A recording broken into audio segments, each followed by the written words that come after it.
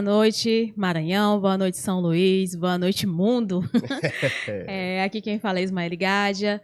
De início aqui eu dou uma boa noite de novo, né? E peço para que vocês possam se inscrever no nosso canal e seguir as nossas redes sociais, Maranhão News 98. É exatamente isso. Janderson Santos aqui. Hoje aqui a gente está fazendo nosso 10º episódio do Maranhão News 98. Chegamos a 2 dígitos, né? Chegamos! Quero agradecer a você por estar acompanhando a gente. Muito obrigado mesmo. Você que segue nossas redes sociais, pode botar Maranhão News em todas as redes sociais que você vai encontrar a gente. Não se preocupe com isso, não. Então, hoje a gente vai ter muito o que falar. Hoje a gente está recebendo um pré-candidato a governador.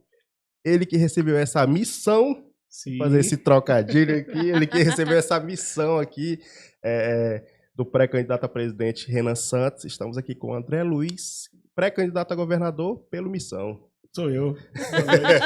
Tudo bem? Tudo bom? André, eu gostaria que você começasse, né, se apresentando, né, pro pessoal que ainda não conhece, vai conhecer mais ainda agora. Sim, vamos embora. É uma oportunidade, né? Primeiro eu quero agradecer a oportunidade de estar com vocês aqui nessa noite, batendo um papo, conversando, apresentando um pouco das nossas propostas. E, de fato, a gente tem um programa, né? Um projeto claro para apresentar para todo o Maranhão. E ele está totalmente conectado com o plano de todo o Brasil, né? Mas vamos por partes, assim de cada vez. Meu nome é André Luiz, sou pré-candidato ao governo do Maranhão pelo Partido Missão. Tenho 41 anos, tenho 2 filhos, né? Sou casado desde a minha juventude, tive a oportunidade de conhecer a minha esposa ainda adolescente, comecei a namorar com 16 anos, casei com 19, tenho 2 filhos. A minha mais velha já está com 22, vai casar agora no meio do ano. Vou ter essa oportunidade de levar minha filha no altar, né, daqui a pouquinho. E meu mais novo tem 18, está na universidade. E a minha história de trabalho também, militância política, começou lá em São Paulo, no Brás, que eu sou de São Paulo, né, natural de São Paulo. Desde 16, 17 anos trabalhando naquela região da Feirinha da Madrugada do Brás, um ambiente que carece de políticas públicas, né? E eu inserido naquele ambiente em busca da sobrevivência, do cuidado com a família, foi também o espaço que eu tive de poder buscar a regularização daqueles trabalhadores, colocar aquele ambiente de trabalho dentro do funcionamento da cidade, porque a Feirinha da Madrugada funciona meio à margem, né? Por ser madrugada, por ser ambulante, por ser camelô, né? Então a gente teve uma luta política para buscar a regularização daquele trabalho. E aí me despertou para essa questão política. E aqui no Maranhão, a gente está... eu moro aqui já tem 7 anos, mas eu tenho uma história de mais de 20 anos em São Luís, né? Que com um pouco mais de 22, 23 anos eu vim para São Luís já, morei aqui, tive uma loja de bijuteria lá no bairro de João Paulo. Você que é de João Paulo vai lembrar daquela região lá na época que tinha a farmácia Big Ben ali na Ilha de João Paulo. Eu tinha uma loja de bijuteria lá perto, comprava lá na 25 de março, no Brás, e trazia para vender aqui no Maranhão, né? Então, há mais de 20 anos que eu luto para ficar aqui. E olha que curioso, a gente vai falar um pouco sobre isso, né? Maranhão não é fácil, né? Quem é comerciante sabe como é difícil você manter uma porta aberta de um comércio na nossa cidade, né? O que foi que aconteceu, assim? Você veio para o Maranhão, né? Ficou, abriu a loja e voltou para São Paulo. O que aconteceu para você voltar? Quebrei. Tem a dificuldade do comércio, né? E também tem a ver com a questão do governo, né? Tem a ver com a questão de políticas públicas para essa classe que, de fato, carrega o nosso país nas costas, né? E essa nossa pré-candidatura vai apresentar, de fato, de que lado nós estamos, né? Do lado de quem trabalha e produz. E como parte disso também, eu vivi na pele, né? Essa ideia, essa tentativa de abrir negócios, de desenvolver uma atividade econômica. E aí, continuando nessa questão de contar a minha história, né? Moramos aqui em São Luís na época lá, 2004, 2005. Aí tive a loja de bijuteria, moramos aqui durante 3 anos. Aí não deu certo, bijuteria. Tive um trabalho com um banco de crédito pensionista, ligado ao BMG na época. Tentativa de continuar persistindo aqui no estado. No fim não deu certo, acabei voltando para São Paulo para estudar, fiz lá 4 anos de engenharia civil, comecei nesse âmbito nesse intuito de mexer com construção civil, mas lá ainda trabalhando com roupa, né? E aí o objetivo era vir para São Luís, voltar para cá, porque sempre, mesmo morando em São Paulo, eu queria voltar para morar em São Luís com a família, né? A família da minha esposa é toda daqui. E aí quando a gente voltou para cá, há 7 anos atrás, foi com esse plano de fato desenvolver nossa atividade econômica por meio da construção civil. E aqui eu tava quase me aposentando, sabia? Porque o meu planejamento é assim, cuidar da minha família e viver a vida tranquilo, né? Mas o Maranhão não é brincadeira, não. Aí a gente tem essas essa coisa de cuidado com o outro, de fazer políticas públicas lá que veio despertado lá desde a época do Braz. E aqui a gente viu o Partido Missão se consolidando, eu venho acompanhando essa trajetória desde a sua construção lá em São Paulo, né? Mas não me imaginava aqui no Maranhão de fato fazer parte disso. Mas olhando os quadros políticos aqui do nosso estado e a deficiência que nós temos aqui de pessoas que de fato pensam no próximo e querem de fato desenvolver o nosso estado, eu tive essa oportunidade e estou aqui apresentando a minha pré-candidatura como a única pré-candidatura que pode levar de fato o Maranhão para um próximo passo. E eu acredito nisso e a gente vai ter a oportunidade de falar um pouco mais sobre isso. Então vamos falar mesmo sobre esses passos. Né? Brasileiro, vendedor, empresário, foi estudante, é um eterno estudante, né? Que acaba não podendo parar, né? E do ramo da construção civil. Como surgiu esse amor pela política? Olha, a política, ela para mim nunca foi um amor, vou ser sincero. Para mim a política sempre foi um canal de oportunidade de cuidar de pessoas. Eu vejo assim, como a política ela é importante para fazer de fato políticas públicas para mudar a vida das pessoas. Então, eu acho mais que, no meu ponto de vista, é um desperdício a gente entender como a política é capaz de proporcionar mudanças para a vida das pessoas e quando não é aplicada de fato a política correta, como ela destrói a vida das pessoas. E o Maranhão, lamentavelmente, ele continua aí entre os índices de maior número de pessoas vivendo no índice de... que são 57% da nossa população vivendo na pobreza, né? 12% na extrema pobreza, que é quem vive com menos de R$408 por mês. E nós sabemos que a política está totalmente ligada a esses resultados terríveis, né? Então, o que eu sou apaixonado é pelo resultado. E eu sei que a política pode mudar isso. É por isso que eu estou aqui. Então, além de você ter vindo para o Maranhão mais de uma vez, tu acredita, no caso, que o Maranhão vai poder mudar? Demais. Eu falei. O Maranhão é uma potência, o Maranhão é uma loucura. A gente olha para esse estado, a gente vê como ele está, na verdade, ele está tipo assim, jogado. Como estava a bandeira do Brasil na época que as pessoas começaram a ir para a Avenida Paulista, né? Que começou aquele movimento da direita, de fato, de começar a cuidar do seu país, aquela onda patriótica, né? De pessoas que começam a se preocupar com o país de fato. Eu acredito que o Maranhão está do mesmo jeito. E nós, o Partido Missão, estamos de olho no Maranhão, não é à toa não. Não é à toa que Renan Santos tem falado muito sobre o Partido Missão, porque sabe que o Maranhão é uma potência, só está jogado na mão de pessoas que transformaram o Maranhão em um seu balcão de negócios. E a gente vê, vocês estão tendo a oportunidade de falar com outros pré-candidatos também, e eles não estão preocupados com o Maranhão. Eles estão preocupados com os seus conchavos, com os seus grupos políticos, em cumprirem os seus acordos que foram feitos, né? A gente viu como isso é profundo, lamentável, e está totalmente enraizado com a questão de crime organizado, com a questão de políticas escusas na compra de votos. A gente precisa ser bem claro com o que a gente está propondo, né? Essa aí, acabou de ter a condenação aí de Josimar Maranhãozinho junto com o pastor Gil, e ficou evidente a ligação dele junto com um grupo de agiotagem, né? Um ator famoso, não esqueci o nome dele, que até morreu um tempo atrás. Esqueci o nome dele. Mas, enfim, foi até falado lá no STF o nome desse agiota daqui conhecido na região.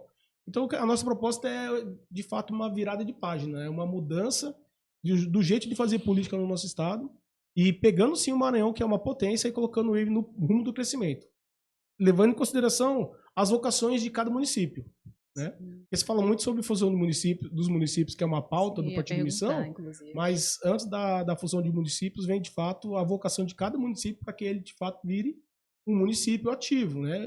Que vire uma cidade que não dependa de Brasília e que ela tenha a sua vocação econômica desenvolvida, né, pelo prefeito e pelo governador.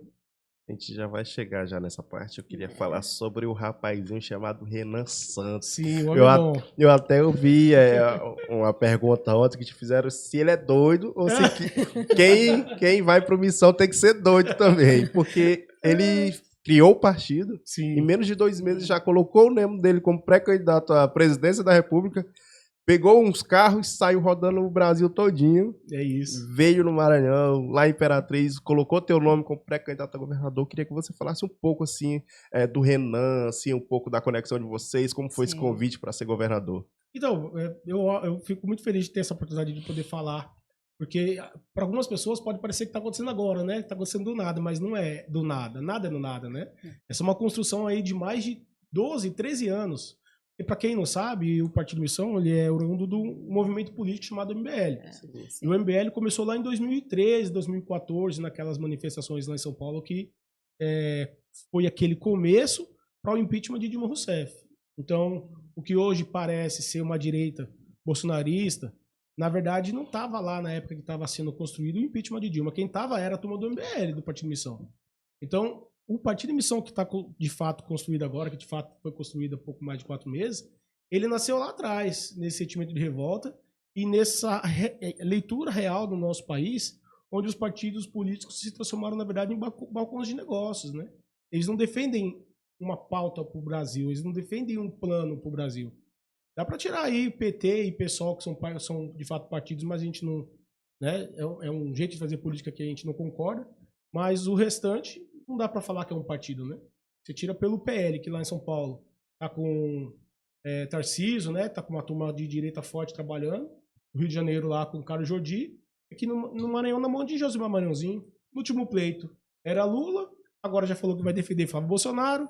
Parabéns, Flávio Bolsonaro. A sua turma aqui no Maranhão é muito boa. E Renan Santos não é bolsonarista. Renan Santos é realmente de direita, né? A gente nem gosta de ficar falando tanto que é de direita, assim, porque a nossa leitura da direita ela é mais nacionalista. Sim. Tem pautas que, se você olhar, por exemplo, o Renan fala muito sobre aquele êxito que teve a política pública do Ciro Gomes lá no Ceará, sim, né? E, na verdade, foi desenvolvida por um cidadão chamado Raimundo Viana, que era a cabeça por trás daquilo ali, junto com o braço político de Ciro Gomes e Tasso, né? Tasso Gereissati. Então, você falar que isso é uma referência é um tabu para a turma da direita. Mas nós não temos problema com isso. O que a gente quer é ver políticas públicas que estão dando certo em todo o país, em todo o Brasil, mas também no mundo inteiro, e trazer para cá, para contextualizar aqui. Porque para nós, do Partido Missão, pouco importa a cor do gato, né? O importante é que ele faça o rato. Sim. O que importa. Eu vou ser um pouco polêmica aqui. Manda brasa, né? É porque eu sou maranhense, fazer que nem o carioca, sou maranhense da Gema, né? Uhum. E conheço muitos bairros daqui de São Luís. E na visita dele, ele meio que falou um pouco mal, né, de alguns bairros. Você acha que ele falou mal? Olha, assim, a gente sabe que existe todos esses problemas, não só aqui como no Brasil inteiro, né? Mas, assim, eu acredito que além de falar algo sobre o bairro, a pessoa também tem que entender um pouco da cultura sobre o bairro, né? Que às vezes existe, por exemplo, a gente vai na Liberdade. A Liberdade já foi um dos bairros mais perigosos daqui. Mas a Liberdade tem um quilombo, entendeu? Uhum. Traz toda uma cultura, traz a cultura também do reggae, dos negros, enfim, né? Assim como outros bairros. E aí pega um pouco mal, né? Falar sobre sem procurar um pouquinho entender sobre, né? E eu queria que o senhor falasse um pouco sobre. Então, é importante você perguntar isso, porque dá oportunidade pra gente poder conversar. Sim. E às vezes tirar essa má impressão que ficou, né? Como você teve essa má impressão, às vezes pode ter ficado para outro, né? Sim. Mas eu queria, antes disso, falar com quem tá lá no Coroadinho. Você acha que aí, de fato, em alguns setores, parece com a filial do inferno, sim ou não? Responde pra gente aí no chat, coloca aí nos seus comentários. Porque o que a gente precisa perceber é que uma coisa não descredibiliza a outra. O fato de Renan Santos ter colocado com clareza que aquele pedacinho ali parece sim a filial do inferno, não faz com que ele não valorize a questão da cultura que ali acontece, das famílias que estão ali alocadas. Na verdade, o planejamento de desfavelização, que é uma das pautas do Partido Missão, ela vem muito de encontro a resolver, de fato, alguns problemas daquelas comunidades. Né? Porque a gente sabe que favela não é um lugar bom para se morar. Não é um lugar bom. Se fosse um lugar bom, os artistas, quando tivessem êxito, permaneceriam lá. Né? Por que eles saem de lá? E eu não quero falar isso na terceira pessoa, porque eu cresci na periferia de São Paulo. Eu sou do bairro periférico. Nasci em favela lá. Favela da Mandioca, Pirituba, Nova de Jaraguá, eu nasci lá. Mas ninguém quer ficar lá. Todo mundo, quando quer ganhar um dinheirinho, trabalha, se desenvolve, quer melhorar de vida, comprar uma casa melhor, comprar um apartamento. Então a gente precisa colocar os pingos nos is, deixar bem claro. Sim. Que o Renan Santos fez lá foi colocar o dedo na ferida e falar algo que precisava ser falado. E a evidência disso é que esse discurso chegou...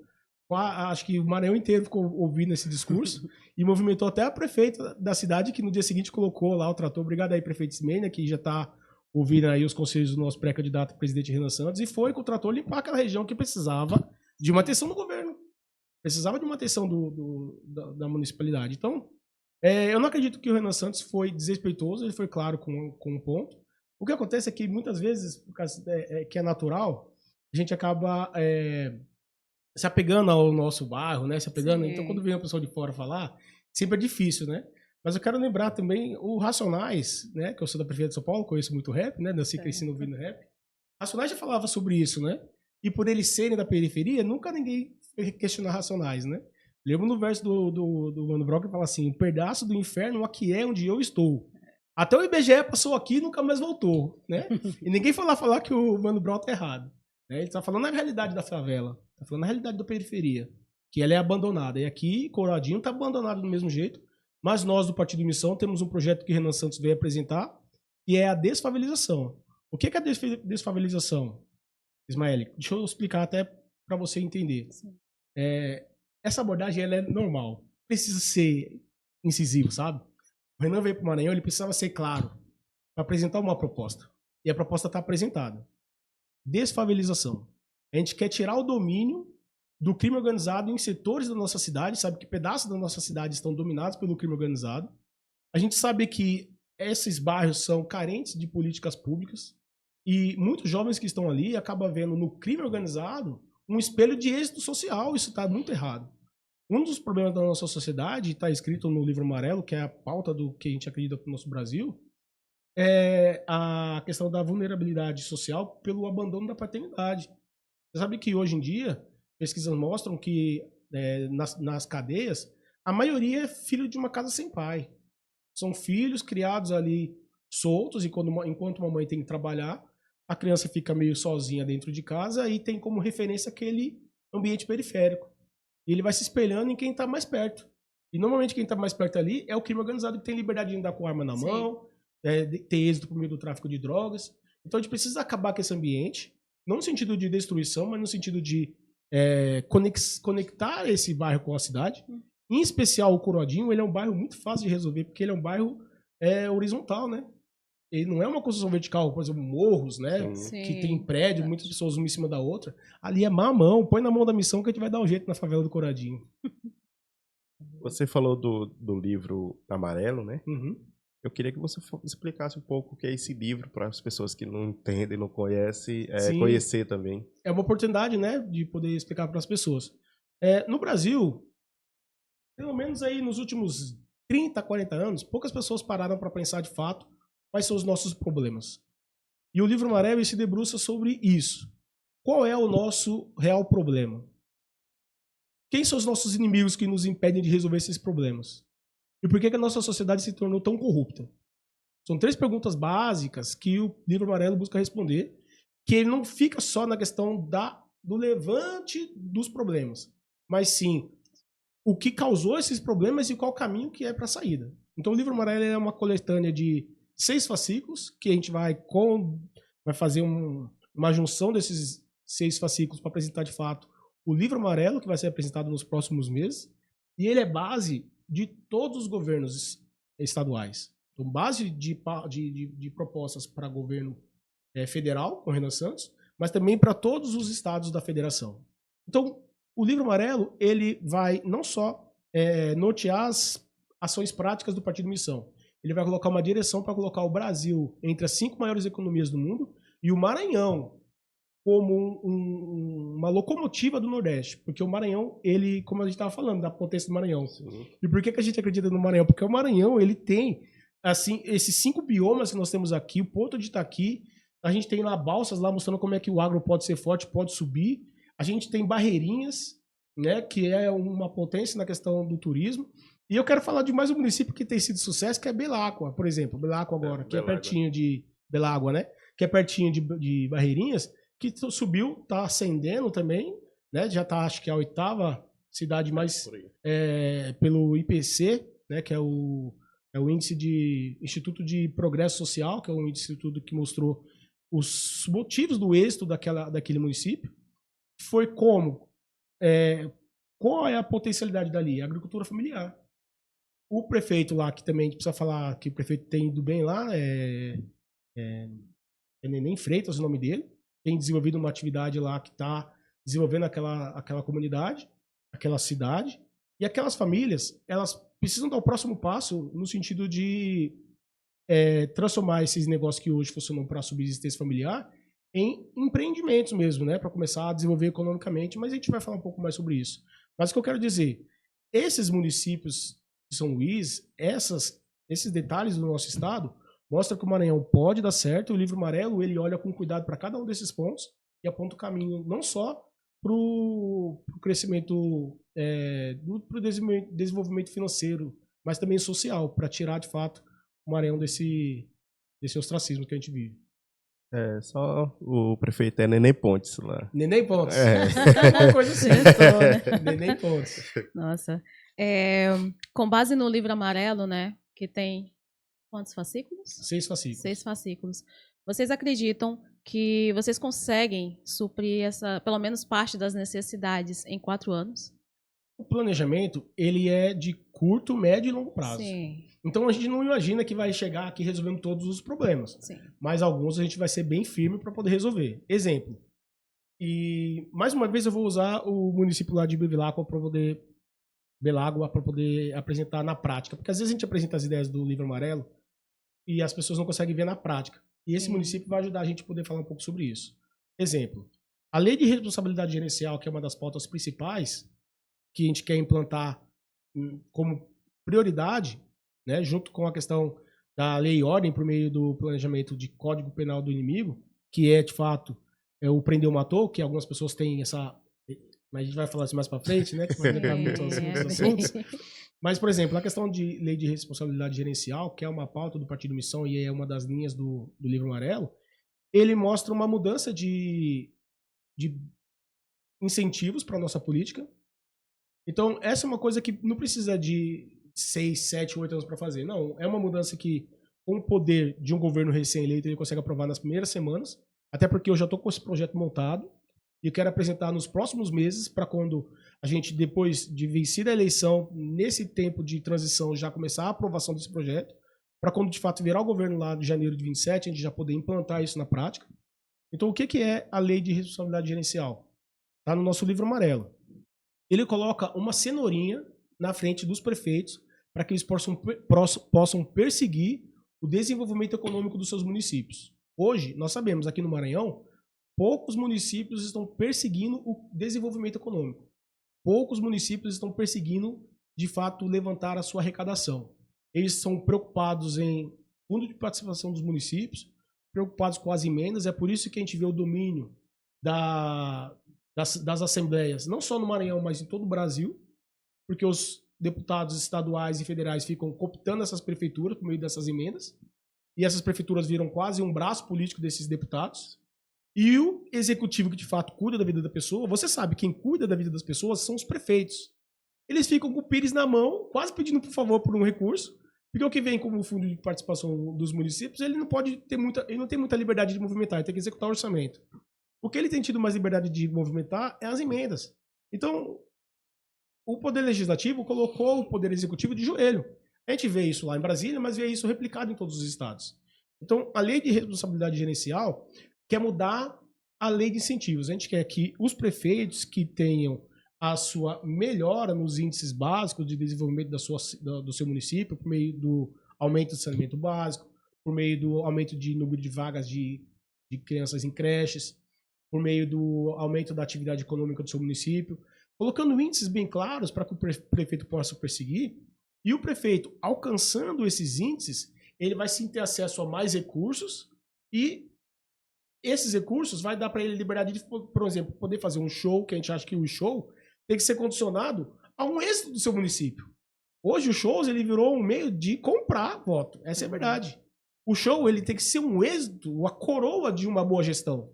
E hoje não é. O prefeito não tem uma meta para seguir, não tem um objetivo para fazer, faz 4 anos lá o que ele quer, mas consegue dinheiro para fazer um show do Wesley Safadão e ganha todo mundo naquela multidão e é reeleito.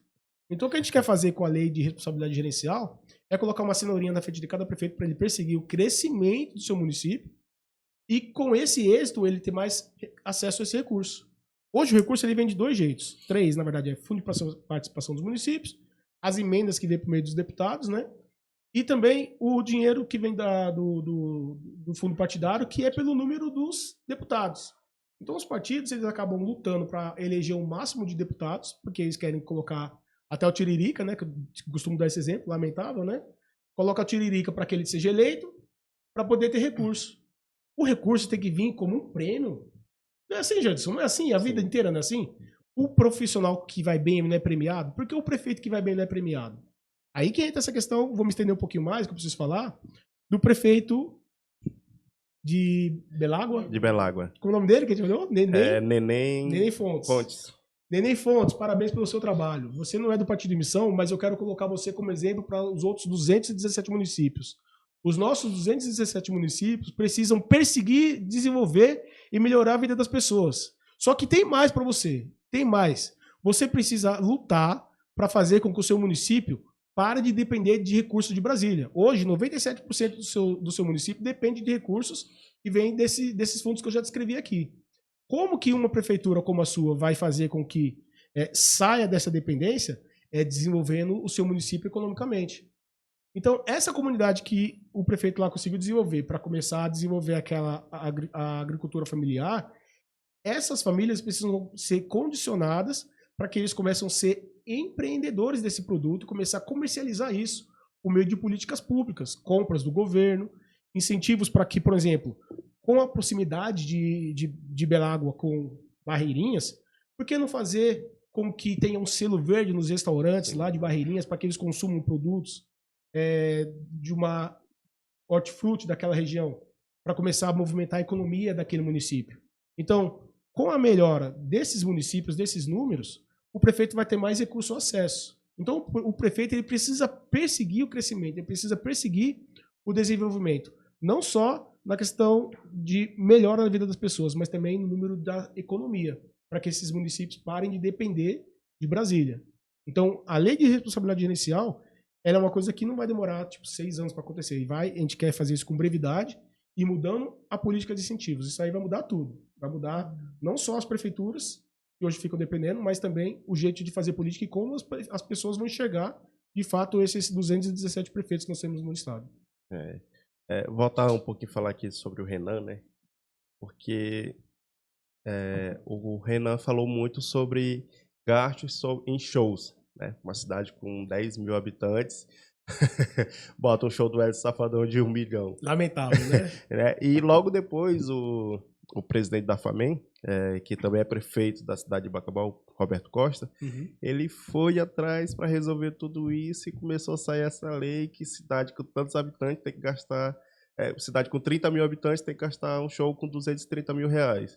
Né? Então quer dizer que precisou de alguém longe, sim, falar a verdade do que está acontecendo para eles fazerem. É isso. Falta representante realmente aqui para falar a verdade. Colocar o dedo na ferida, né? Alguém precisa falar o que precisa ser dito e muitas vezes, por negociações, por politicagem, não se fala com clareza. Onde eles estavam quando o prefeito Eduardo Braga estava pagando 1,5 milhão pro show do Safadão? Onde eles estavam? Eles não estavam vendo isso aí? Precisou vir o Renan Santos lá de São Paulo falar sobre isso? E é curioso, Janderson, que eles falam agora como se fosse uma criação da cabeça deles. Né? Eles falam assim, nós estamos aqui, e estava até o Procurador-Geral de Justiça lá, Danilo José, e botou até o procurador para trabalhar. Olha que coisa, né? Renan Santos nem ganhou e já está botando a turma do Maranhão para trabalhar. Como é que pode? Agora eles apresentam como se fosse, estamos aqui descobrindo a pólvora, vamos resolver esse problema. Não, eles já estavam lá vendo lá as prefeituras gastando mais do que pode com esses shows. Então, eu vi até no podcast que passou aqui há alguns dias, do Felipe Camarão, comentando sobre isso, né? Então, assim, eu não sou contra os artistas, mas não dá para pagar o show do Wesley Safadão. O Felipe Camarão também é outro, né? Onde ele estava antes dessa repercussão? Então, o Renan Santos, ele está pautando a política nacional e pautando a política no Maranhão, e essa é uma evidência disso. É por isso que a ideia do Partido Missão não é para daqui 10 anos, já está acontecendo. Nós já estamos fazendo políticas públicas e, de fato, mudando a vida das pessoas. Agora, para colocar com bastante clareza e apresentar o plano que nós temos no tocante a essa questão dos shows pagos, o que o prefeito fez foi um pouco mais de politicagem, só que agora ele caiu do cavalo, porque ele mexeu numa pauta que não é dele, que é essa pauta do Partido Missão. E essa pauta tem começo, meio e fim. Não adiantou nada. Prefeito Bacabal, não adiantou nada esse projeto que você fez, porque ele condicionou ainda parâmetros muito caros. Exemplo, ele colocou que o teto máximo é para uma cidade de até 80 mil habitantes e pode gastar até 700 mil reais com show. Sabe quem gastou 550 mil e foi muito dinheiro? Santo Inês, tem 82 mil habitantes. Vai continuar...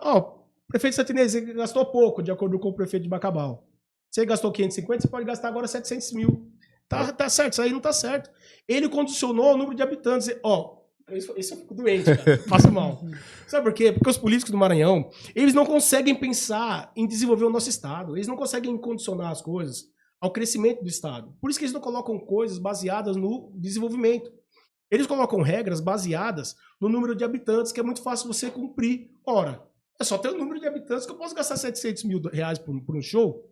Mas o problema é que o município ele precisa desenvolver. Ele precisa criar dinheiro antes de gastar. Os nossos políticos no Maranhão, eles são bons de gastar dinheiro, eles não são bons de criar dinheiro, eles não são bons de desenvolver dinheiro. Eles não são bons de criar condições para que o Maranhão se desenvolva. A regra do Partido Missão é colocar acesso a recurso para os prefeitos poderem sim fazer um show quando eles cumprirem... Não pode bater na mesa, né? Porque aqui dá pra dar uma pancada aqui. Quando eles cumprirem regras de desenvolvimento, que aí entra a questão da lei de responsabilidade gerencial. Você percebe que é um círculo, é um grupo, é um projeto que tem começo, meio e fim? Um prefeito que começa a perseguir o índice de desenvolvimento da sua cidade, melhorando o saneamento básico, melhorando a vida das pessoas, ele vai ter mais acesso a recurso para poder sim fazer o show. Então o show ele tem que ser um prêmio para o prefeito que trabalhou. O show tem que ser um prêmio para o prefeito que entregou. Agora você colocar condicionado, igual Santo Inês, que vai poder fazer um show pelo número de habitantes, não adiantou nada, não resolveu nada. Vai limitar o abusado do prefeito, ex-prefeito Eduardo Braide, que gastou 1,5 milhão no show do Safadão. Foi demais, né? Pelo menos a gente não vai ver esses escândalos, né? Não vai bater mais 1,5 milhão. Mas não resolveu o problema. A pauta bem clara do Partido Missão é colocar os shows condicionados ao desenvolvimento do seu município. E você que está no município, você sabe a importância que tem o dinheiro. Você que é de Grajaú, que viu o show da Melody, que levou 350 mil reais da sua cidade. Oh, meu Deus, já pensou 350 mil reais investido? Vamos colocar uma coisa clara aqui, para manter na cultura? Colocando ensaio do Bumba Meu Boi no seu município, para levar o turista aí para olhar o show, o ensaio, levar uma blogueira. É cultura, não vamos falar de cultura. A gente não tá falando para pegar esse recurso e gastar. Mas o show leva embora o dinheiro do município e não resolve a vida das pessoas. Então a gente quer que os municípios sejam ativos. Essa aqui é uma proposta, assim, uma revolução que a gente está propondo para o nosso estado. Tirar os prefeitos desse pinico na mão, desse bandeco na mão pedindo o tempo todo e colocar o prefeito no lugar que ele tem que estar de prioridade. Ele é quem cuida das pessoas e ele precisa ter recursos para fazer isso cada vez mais. Porém, o Renan falou isso aí na marcha dos prefeitos. Grandes poderes geram grandes responsabilidades, né? Prefeitos que não cumprirem as metas se tornarão inelegíveis e municípios que não perseguirem o crescimento vão ser fundidos pelo nosso projeto. Nós queremos juntar os municípios que não perseguirem o desenvolvimento. Não faz sentido nenhum nós temos municípios que não persigam de fato se tornar um município.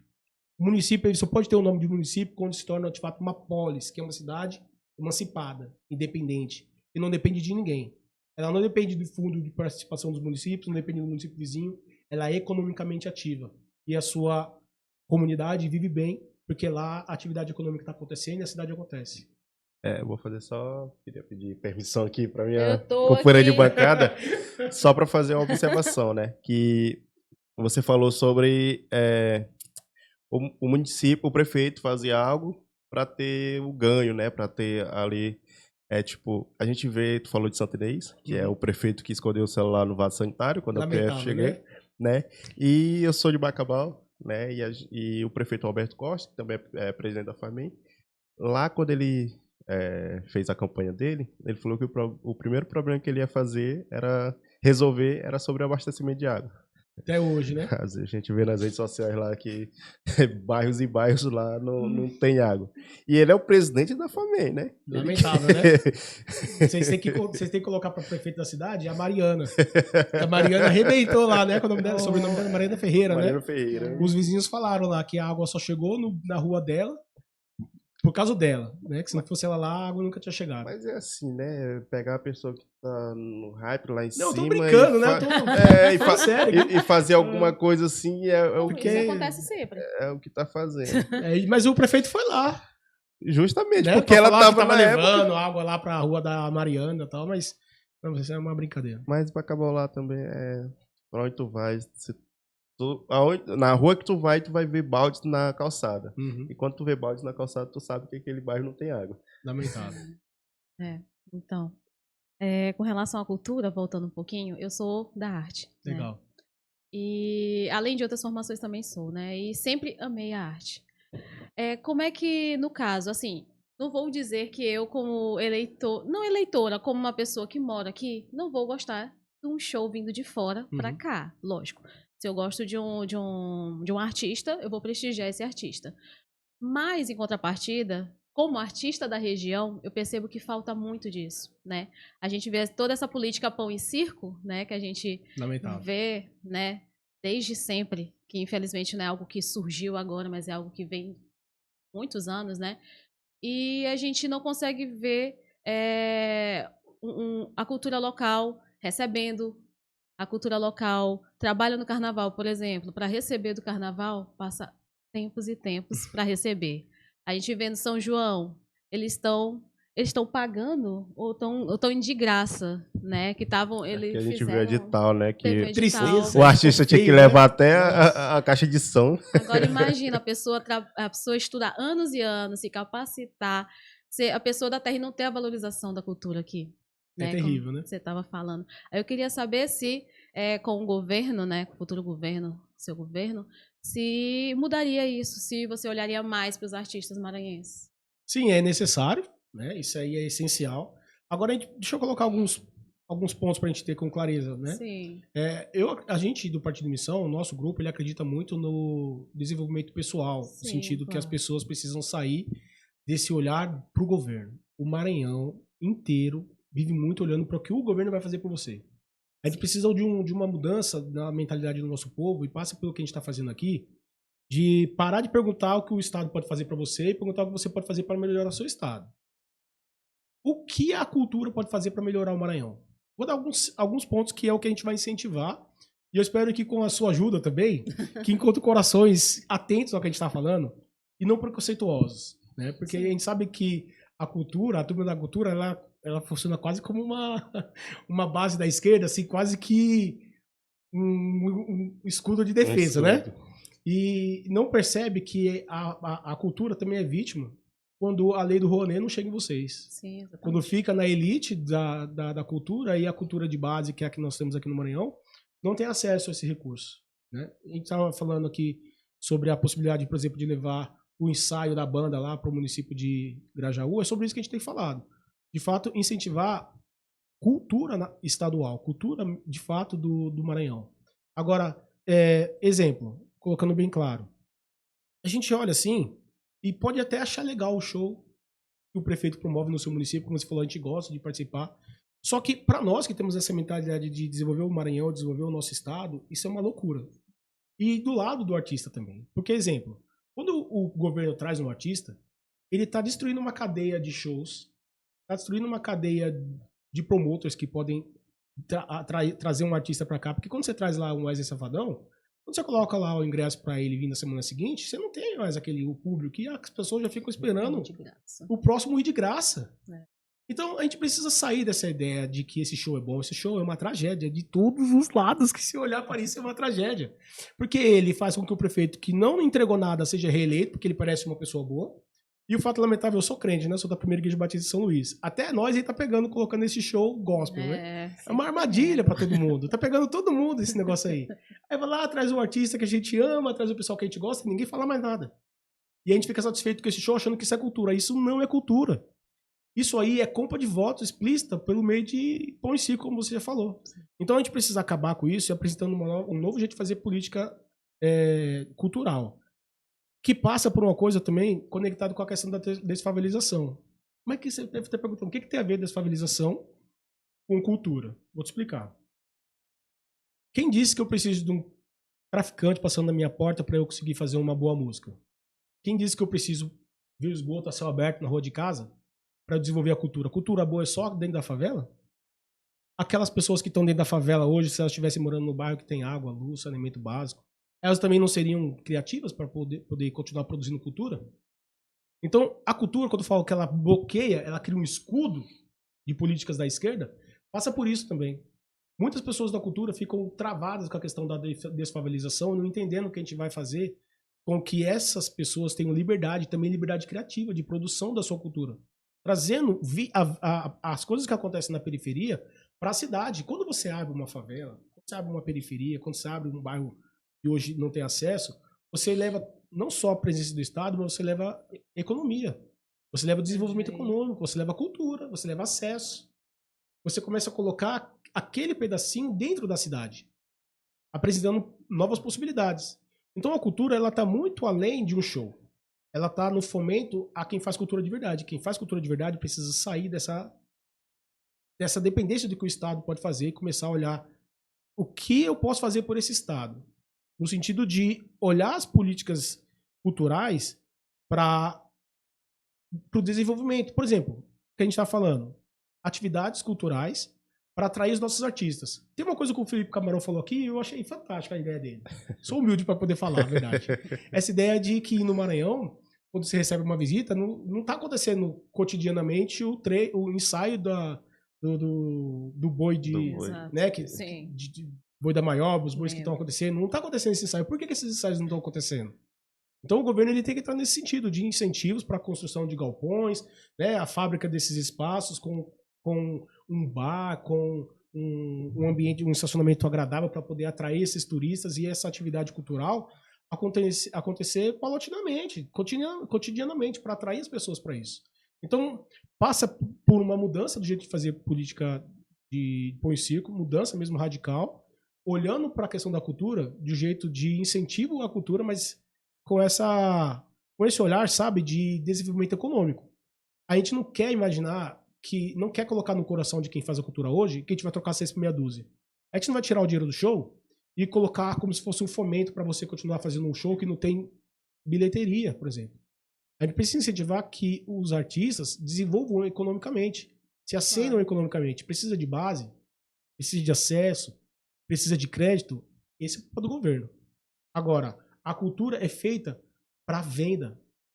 Quando eu falo de não ter mais shows, é incentivar com que os promoters possam fazer shows. Aí o governo entra como? Com a questão do subsídio, com a questão de recursos para que ele possa promover shows, promover eventos, né?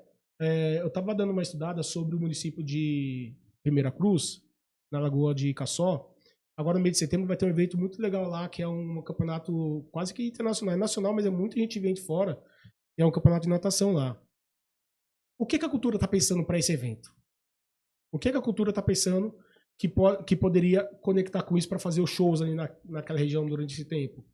Que não dependam do governo, sabe? Aproveitar a potencialidade desses eventos que já acontecem na nossa cidade para vender cultura, por meio de trabalhos, por meio de produção cultural. O que a gente acredita é nisso, na produção cultural, não em uma troca. Não vou chegar aqui e falar para vocês assim, a nossa pré-candidatura apresenta um projeto de não ter show, mas entregar X para cada entidade. Não, a gente quer projeto. Projeto. Aí projeto, trabalho, desenvolvimento, a nossa gestão vai olhar para isso. Quem está produzindo? Vamos incentivar quem está produzindo? Quem está querendo, de fato, fazer o Maranhão dar certo? Como eu falei, nós temos um lado bem claro. Nós estamos do lado de quem trabalha e produz.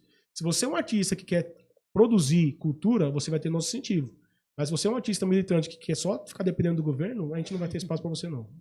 Eu acho também que falta muito da população prestigiar a cultura local. Porque, assim, vamos pegar essas festas aí do governo da prefeitura. Bumba Meu Boi, 19 horas, Bumba Meu Boi, tá lá, e show às 22 horas. A população chega às 21h30 para prestigiar. O que tem que... Será que você vai ter que botar show nacional às 19 horas e Bumba Meu Boi às 20? Pô, falta bastante. E é o pessoal que cobra. Porque se tu coloca só artista nacional, o pessoal vai lá nas redes sociais, cadê a cultura local? E cadê não sei o quê? Aí coloca a cultura local, e aí a pessoa... parabéns, tal, não sei o quê, mas não vai. Falta mais disso, falta mais a população. Não só falar nas redes sociais, mas também estar lá presente e acompanhar, né? Mas agora eu queria mudar aqui, queria falar sobre segurança pública, né? Porque a gente vê, não só no Maranhão, mas no Brasil todo, facções tomando conta de tudo, né? Bairros periféricos, quem comanda é a facção tal. Se tu for visitar teu parente em outra periferia, se ele souber, tu vai ser punido. E o Renan tem o prendeu, matou. É isso. Ele estava até dando um exemplo sobre o Rio de Janeiro, daquela mega operação, e ele falou que no governo dele a gente vai ver muito mais disso. Eu queria que tu falasse um pouco mais sobre projetos para a segurança pública. A pauta do prender matou, ela assusta um pouco, mas a gente precisa entender o que ele quis dizer quando fala prender matou. Ninguém vai sair prendendo e matando todo mundo. Sim. Não é isso? Já ia perguntar. É porque, só te cortando aqui um pouco, lá em Bacabal antigamente tinha a história do capa preta, que era o pessoal que andava de capa preta e passava de meia-noite. Se tu tava na rua, tu poderia ser cidadão ou vagabundo, eles te matavam da mesma forma. Ai, que coisa, né? Lamentável. Na São Paulo tinha o Esquadrão da Morte, mas vamos falar de coisa boa. Olha, quando você fala da pauta prendeu matou, é um choque de lei e ordem. Né? Quando a polícia faz uma abordagem e o criminoso se apresenta com um fuzil na mão, o policial não pode ficar ali lutando para aquele criminoso se render. Não, ele tem que fuzilar ele e matar mesmo. Ele tá com o fuzil na mão, colocando em risco a vida de todo mundo ali ao seu redor. Então o prender matou, ele é bem claro para quem insistir em ficar na criminalidade. Mas eu queria falar antes disso, que vem um planejamento que tem a ver com o que a gente tem falado da lei de responsabilidade gerencial. Está conectado com isso a questão da interiorização da atividade econômica. Sim. O Nayib Bukele, lá de El Salvador, ele apresentou essa pauta lá, construiu os CECOTs, e o Renan bebeu dessa fonte, né, e trouxe essas ideias para cá. E a gente acredita muito que isso vai acontecer no Brasil. Mas antes disso, o Nayib Bukele fez lá dividido em 6 fases esse planejamento dele. A terceira fase era uma abertura bem clara, econômica, de todo o país para quem quer trabalhar. Então, eu quero aproveitar sempre para dar esse recado. Você que está me ouvindo, que está envolvido com o crime organizado, sai desse caminho aí. Sai desse ambiente periférico, você não foi criado para isso aí, não. Você foi criado para comer uma uva saindo do pé, beber uma água boa, viver, trabalhar, andar com tranquilidade, não se preocupar com a polícia na porta da sua casa. Você não foi criado para isso aí, não. Enquanto você está lutando e achando que você é bandido, o seu chefe está nos condomínios lá, ó, comendo e bebendo bom e melhor, e você é como um escravo dele. Porque esses criminosos daqui que acham que são donos do bairro, eles são escravos de uma elite. E tomou e eles nem perceberam. Hoje o crime organizado não está na favela, está na Faria Lima. Nós vimos a evidência daquela REAG, essas outras empresas, e aí fica o criminoso aqui como um idiota, massa de manobra, achando que é dono daquele pedaço. Mas na verdade o chefe dele está lá comandando tudinho de dentro de um condomínio. Então, esse grupo aqui vai apresentar o desenvolvimento dos municípios por meio da interiorização da atividade econômica, apresentando um planejamento para eles ascender socialmente por meio do trabalho. Sai desse ambiente periférico de criminalidade e vai trabalhar, desenvolver sua família, cuidar do seu povo por meio do trabalho. Agora, se você insistir, depois que um Estado apresenta para você um caminho de saída, você insistir em se tornar um criminoso, em defender o Comando Vermelho, o PCC ou quem quer que seja, você vai ser tratado como o inimigo do Estado. Porque a regra do prendeu matou, ela coloca bem claro o que acontece. Não dá pra gente imaginar e colocar no mesmo balaio um cara que às vezes cometeu um crime de ódio, um cara que cometeu um crime no trânsito, que às vezes desceu ali de cabeça quente, meteu a mão na cara de um outro e foi preso e tá respondendo um processo por causa disso. Um cara que faz uma tatuagem do crime organizado, porta um fuzil e domina um setor da nossa cidade. Ele tem que ser separado de que comete crime comum. Então a pauta do prendeu matou é colocar o Código Penal do Inimigo, que é um Código Penal do Inimigo. O que é o Código Penal do Inimigo? É uma regra diferente para o criminoso comum. E o Supremo Tribunal Federal já faz isso, né? O Alexandre de Moraes fez isso com os presos do 8 de janeiro. Ele pegou esses presos e diminuiu o poder de defesa deles, acelerou o processo, prendeu todo mundo, deu 17 anos pra gente que pintou a estátua de batom. O que ele fez? Ele não fez na prática? Não é implantado o Código Penal do Inimigo? É a mesma coisa para quem está querendo dominar pedaço da nossa cidade, limitando o ir e vir de certas pessoas, dominando certos ambientes também de associações, que nós sabemos que tem associações nesses bairros que estão cooptadas pelo crime organizado e acabam colocando em suas pautas o que o crime autoriza a falar ou não. Então, a desfavelização, a interiorização da atividade econômica são pautas do Livro Amarelo que vai de encontro com tudo isso antes do prendeu matou. Agora, se o cara está ouvindo tudo isso, está ouvindo a cidade acontecer, está ouvindo a questão da interiorização da atividade econômica e não está se movimentando para entrar nesse ambiente de crescimento, para fazer parte da cidade de fato e conviver em sociedade, Aí ele vai ter que acabar com a consequência do que ele tá escolhendo. Aí aprendeu, matou mesmo, pau no gato. Não tem pra onde Eu fugir, vou não. ter duas perguntas.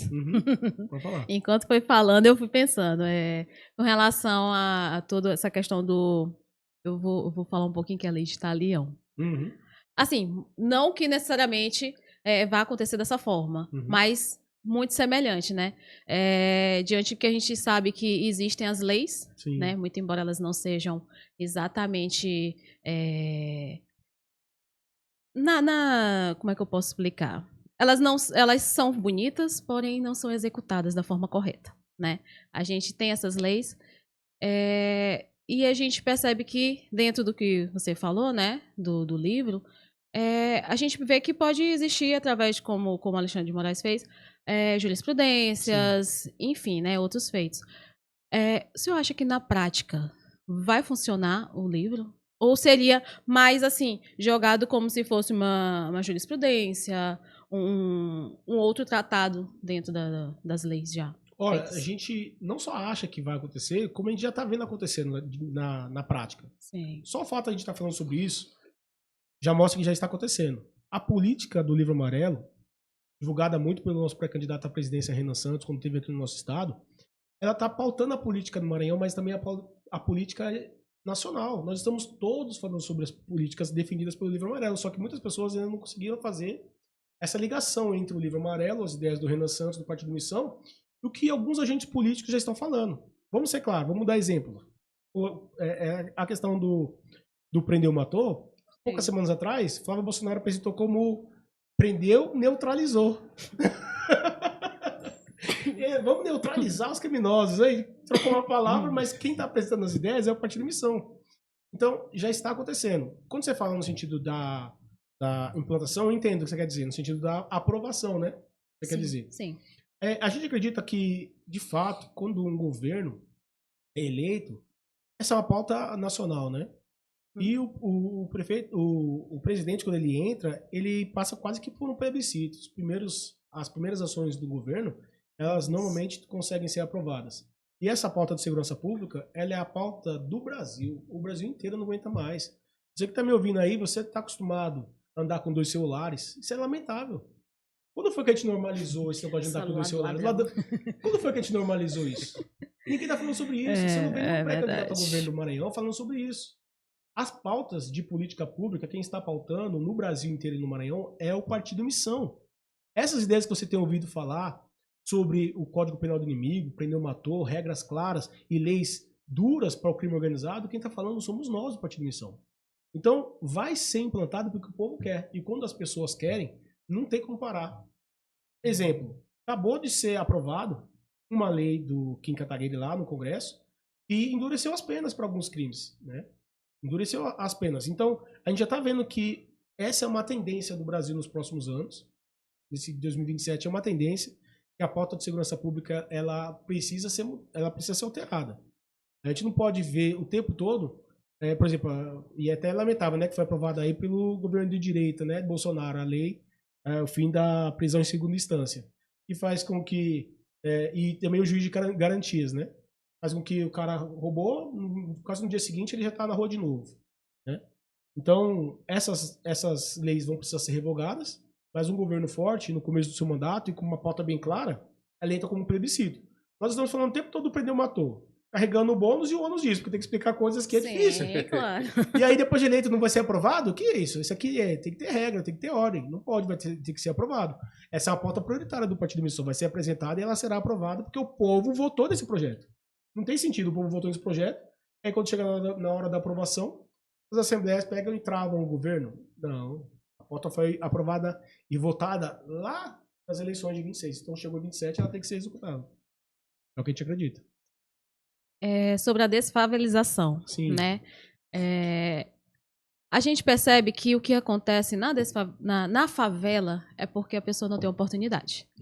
A pessoa vai para lá porque normalmente é pobre, é preto, é gay, enfim. A gente vê que em grande maioria é uma classe que sofre, né, todo dia. Mas por quê? Porque às vezes falta estudo, falta educação, falta saneamento, falta curso profissionalizante. Então, para sair da favela, além de ter o sonho e a casa própria, né? Uhum. O que vai ser mais feito com relação à educação, que justamente a gente precisa disso para ascender na vida, né? Tanto isso quanto as outras questões, saúde, educação, né? Porque para isso, para isso a pessoa tem que estudar também, né? Porque não pode só ensinar isso ou simplesmente dar o peixe, mas tem que ensinar a pescar. Sim, essa é tá tudo conectado, né? A questão da Sim. desfavelização com acesso a políticas públicas, né? Uhum. Porque a desfavelização, ela vem no sentido de apresentação do Estado para pessoas que não conhecem o Estado. O Estado, ele é negado para muitas pessoas que vivem nas periferias do Brasil inteiro, mas especialmente do Maranhão.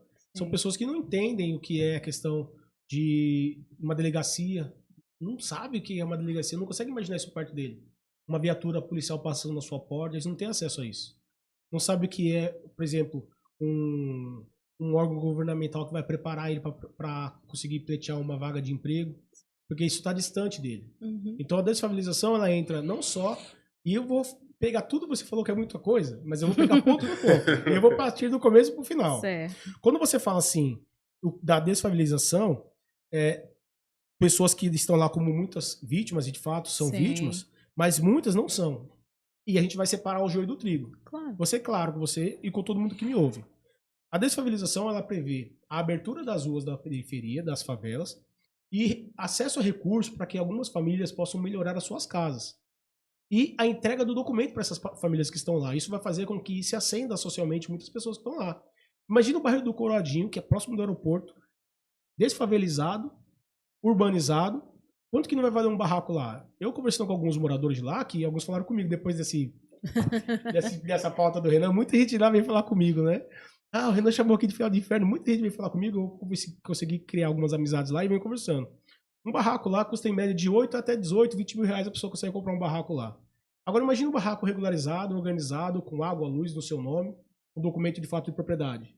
Naquela região que está muito perto da Avenida Médici, faz uma ligação do aeroporto com o Porto de Itaqui, né, com a UFMA. Então, a tendência é que lá valorize. O que não pode acontecer é a gentrificação. O que é isso? É a pessoa que recebeu aquele benefício e aquela casa ficou bonita, vendeu para voltar para outra favela. É o que sempre acontece. E sempre acontece. Não diz a gentrificação. Então, a gente vai lutar para que isso não aconteça. Como? Cadastrando essas pessoas e elas precisam ser penalizadas. A gente não faz isso, né? Aqui, um pouco menos, mas eu que sou de São Paulo, acontece muito isso. As pessoas estão na favela lá, recebem um CDHU, aí vende CDHU e volta para uma outra favela. Mas chega lá na outra favela, acontece. Ninguém sabe quem ele é. Então, quando você faz um cadastro de todo mundo e entende quem são aquelas pessoas, essa pessoa não vai poder vender lá e ir para uma outra favela. Ela vai ter que ser responsável por essa mudança aqui também. Então, quando a gente fala de lei e ordem, não é lei e ordem só para criminoso, mas é para cidadão comum também que está achando que é brincadeira isso aqui. Isso aqui não é brincadeira, não. Não pode fazer a questão de desfavelização, melhorar os barracos, ter acesso a crédito para fazer uma casa que vale 8 mil, de repente vale 50, 60, 200 mil reais, que a gente não sabe o valor que pode chegar. Aí essa pessoa vende e volta para uma favela de novo para destruir o bairro do outro. Não. A gente quer acabar não só com a multiplicação de favelas, mas também com as populações que saem daqui do Maranhão para fazer favela em outros lugares, que vai para Santa Catarina, que vai para São Paulo, vai fazer favela lá. Isso é uma cultura de construção de favela e essa cultura tem que acabar. Então, primeiro ponto. A lei e ordem, ela é também responsabilização das pessoas que estão lá. Essas pessoas precisam ser responsabilizadas e precisam entender o peso das suas decisões. Quando ela vende o seu barraco e volta para a favela, ela gera um monte de outros problemas. Então, no outro ponto que você toca, no sentido de acesso, nós somos muito preocupados com isso, sabe, Ismael? Porque o Maranhão, ele precisa de oportunidade. O Maranhão precisa de oportunidade. Só que mais do que oportunidade, ele precisa de uma mudança de mentalidade. O nosso povo precisa sair dessa dependência, dessa esperança e começar a olhar o que eu posso fazer para melhorar. A gente precisa, o Bolsa Família, a nossa luta para acabar com o Bolsa Família não é destruir o Bolsa Família. É fazer com que ele caia em desuso. Eu quero que o Bolsa Família acabe com as pessoas simplesmente não buscando. As pessoas ganhando tão bem, se desenvolvendo economicamente, ascendendo socialmente, a ponto de olhar o Bolsa Família e falar assim, eu não quero isso aí pra mim. A ponto de olhar um prefeito que joga peixe na cabeça dele, ou derramar no chão, ele olhar e falar assim, eu não quero isso aí pra mim, não. Deus abençoou aqui, me deu visão, eu tô estudando, eu tô trabalhando, eu ganho meus 3, 4, 5 mil reais por mês. Não voto mais no Lula, né? Porque o Lula falou que quem ganha mais de 4 não vota mais nele. Então o cara tá ganhando seu salário, tá ganhando um pouco melhor. Ele ele precisa sair dessa dependência do Estado, no sentido de dependência do Bolsa Família. As vagas, muitas vezes, elas estão aí. Eu vou dar um exemplo claro. Eu tive a oportunidade de conversar na FIEMA com algumas entidades de classe, junto com o Renan Santos. O Renan Santos esteve aqui, nós estivemos lá no reunião. Sim. Ele falou que hoje tem muitas vagas abertas no nosso estado, na indústria, que não estão sendo preenchidas por falta de busca por essas vagas, e quando as pessoas buscam, elas não estão capacitadas. Só que, olha que curioso, o Senac e o Senai têm vagas de curso lá gratuitas, as pessoas simplesmente não vão. Então, a política de desfavelização, presença do Estado, é também isso. Nós vamos lutar para colocar lá o FIEMA, colocar dentro da favela o SESC, o Senai, para que as pessoas comecem a enxergar esses cursos mais próximos da sua realidade e comecem a ascender socialmente buscando estudar. Sabe que esses dias eu falei sobre isso na frente do supermercado Mateus, que foi o Dia do Trabalhador recentemente, 1º de maio, Sim. E eu até recebi muita crítica, o pessoal ficou brigando comigo, falando que tava com o trabalhador. Muitas pessoas não entenderam o que foi meu discurso naquele dia. Você que está trabalhando no supermercado Mateus, quero que você entenda a mensagem que naquele dia eu expliquei, muitas pessoas não entenderam. A pessoa que está trabalhando no supermercado Mateus ganha lá os seus R$1.500 até R$2.000 em sua grande maioria. Ela precisa se revoltar com isso, não no sentido de não querer mais, mas no sentido de fazer disso um trampolim. Ela precisa sair hoje do trabalho que está me ouvindo aqui. Amanhã você precisa sair daí e ir para o Senac e descobrir qual curso que você pode fazer lá. Ir para o Senai e descobrir qual curso que você pode fazer lá para que você ascenda socialmente e preencha uma dessas vagas na indústria que hoje estão abertas e não tem quem preencha.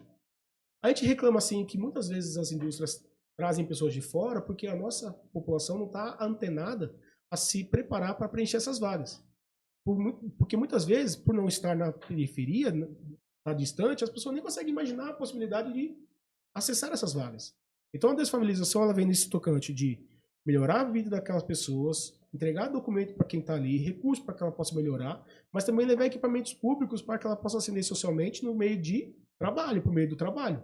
De repente ela se preparar para preencher essas vagas que hoje existem, mas que ela não tá capacitada para poder ser preenchida com as pessoas que moram aqui. E tem um outro ponto que você falou, a questão da vulnerabilidade, né? Sim. Né? A questão da homossexuais, famílias de casa sem pai, mãe solteira, todas essas dificuldades. Uma das pautas do nosso partido também é essa questão de tirar essa ideia de governo pai, mas não no sentido de mudança de pai. Eu quero ser um pai para esse estado, mas não é o pai que vai falar assim, meu filho, tá aqui o Bolsa Família, fica aí. Tá aqui, meu filho, o gás para você. Meu filho, não preocupa não que a Páscoa tá chegando, eu vou jogar um peixe na sua cabeça. Não. É o pai no sentido que fala assim, meu filho, tá na hora de você ir trabalhar.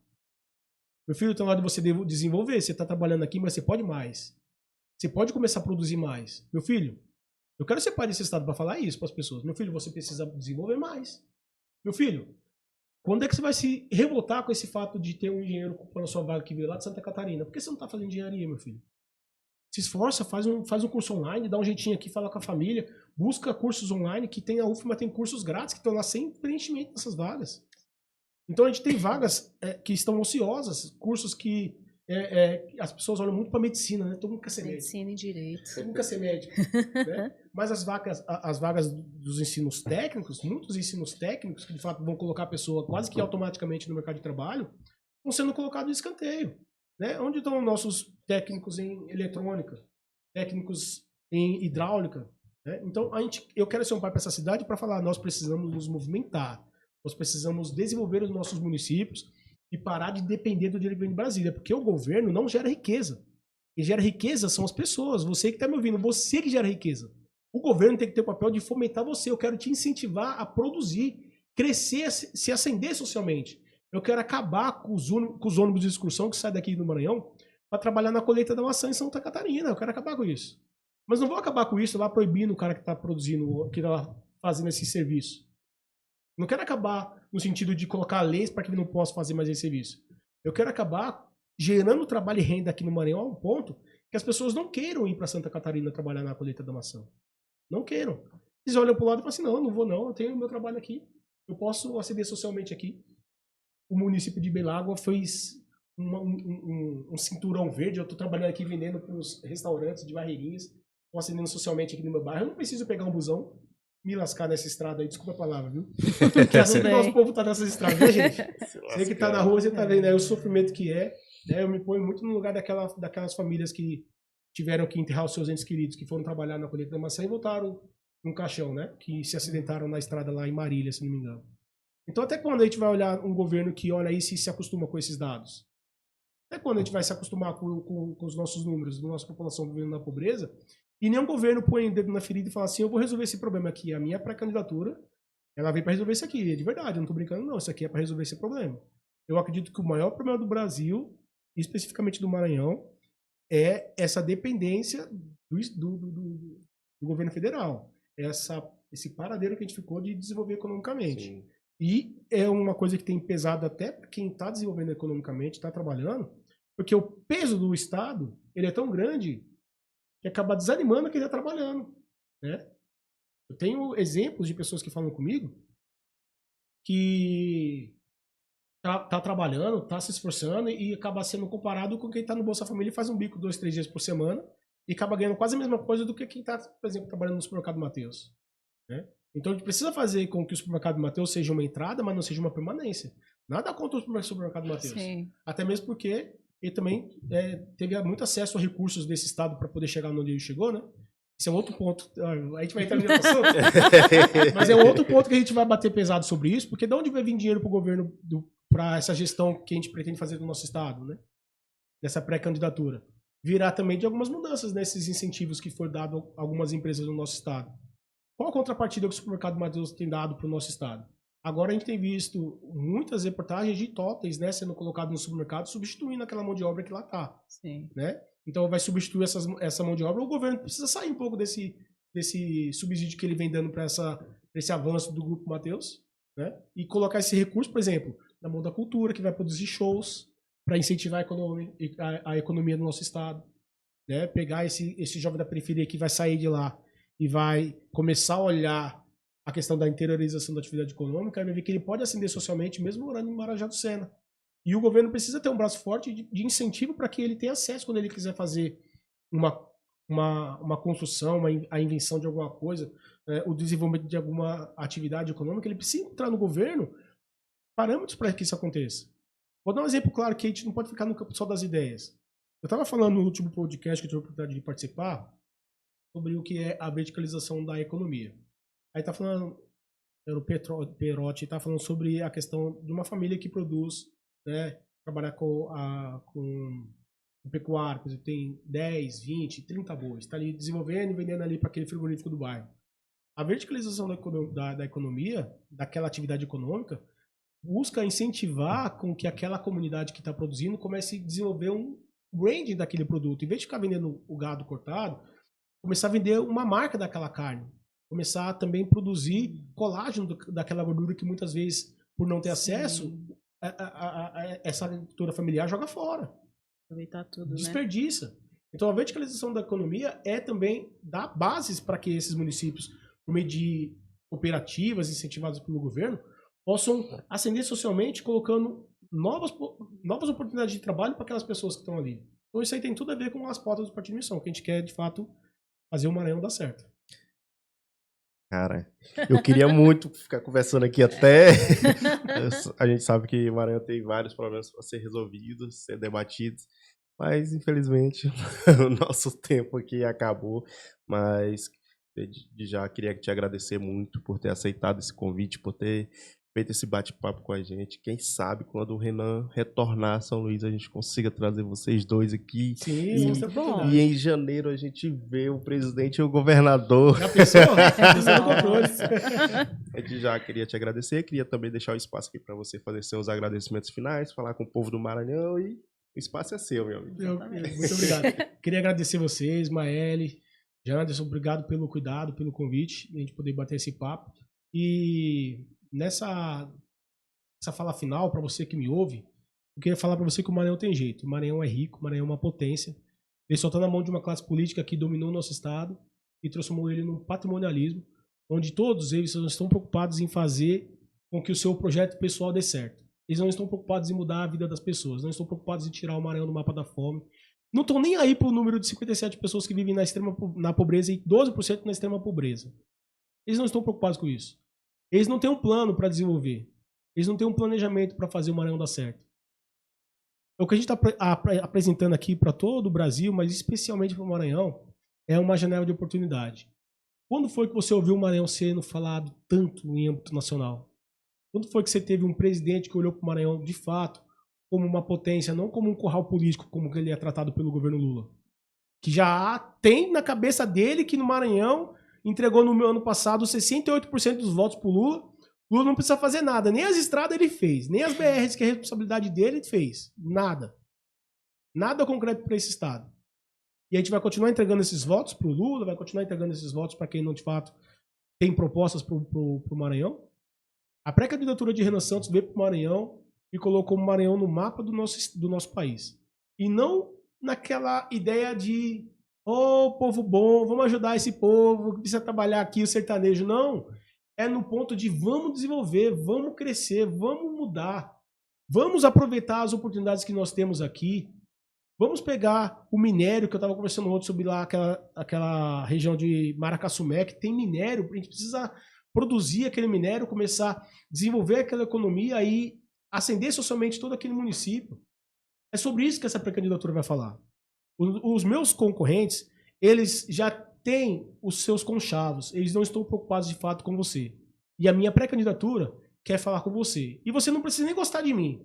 Você precisa ouvir o que eu estou falando e ver se é verdade o que eu estou dizendo e falar assim, isso aqui é verdade ou não. Se for verdade, pesquisa, estuda, dá uma lida no que eu estou falando, estuda o que é o Livro Amarelo, veja se não é verdade que 57% da nossa população está vivendo na pobreza e que os nossos governantes não estão olhando para isso, não estão preocupados em resolver esse problema.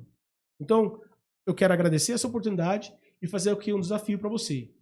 Ouça o que a gente está falando. E se for verdade o que a gente está falando, joga nos seus grupos do WhatsApp, converse com as pessoas da sua família e vamos juntos apresentar de fato um programa de desenvolvimento do nosso estado que vai colocar o Maranhão em um outro patamar. Nós queremos o Brasil entre as 5 maiores economias do mundo nos próximos 5 anos e o Maranhão na dianteira dos estados do Nordeste, puxando o desenvolvimento, aproveitando o Porto de Itaqui, aproveitando a fibra ótica que já chegou por meio do cabo submarino. Por que a gente não está pensando sobre isso? A UFMA está trabalhando, abriu o curso de inteligência artificial. Onde esses jovens vão trabalhar, cara? Eu fico doente pensando nessas coisas. Onde que esses caras vão trabalhar quando acabar o curso daqui 4 anos? Começou agora. Parabéns ao reitor da UFMA que colocou o curso em prática. Está preparando uma turma para fazer IA. Qual vai ser a próxima tecnologia do IA? Isso que o governo tem que se preparar para incentivar o nosso povo a criar as próximas empresas. Eu quero que o próximo Elon Musk esteja aqui no solo maranhense. Eu quero ver Alcântara mandando satélites para cuidar da nossa agricultura. Eu quero ver Alcântara dominando isso daí. Eu quero ver Alcântara livre. Desculpa essa ideia dos quilombolas, né? Que eu tenho um pouco de dificuldade de colocar na balança, preservar aquela região quilombola, quando eu posso transformar aquilo ali num polo para lançar foguete, quando eu posso transformar aquilo ali num polo para lançar satélites. Eu preciso pegar aquela comunidade, cuidar dela, colocar numa outra região, mas eu não posso tirar o que Alcântara tem de único, que é aquela geolocalização, que faz com que o cara saia lá da Coreia para vir lançar um foguete aqui gastando milhões, e faz com que os Estados Unidos fiquem lutando para tomar o que é nosso, e a gente vai ficar aqui olhando. O governo estadual publicou esses dias um comentário lá apoiando uma organização internacional que nos condenou por retirar as pessoas de lá. O cara tem que dar as costas para essa organização aí, pô. Tem que olhar para eles e falar assim, amigo, você não tá entendendo o que tá acontecendo aqui no Maranhão, não? O nosso povo aqui tá passando fome.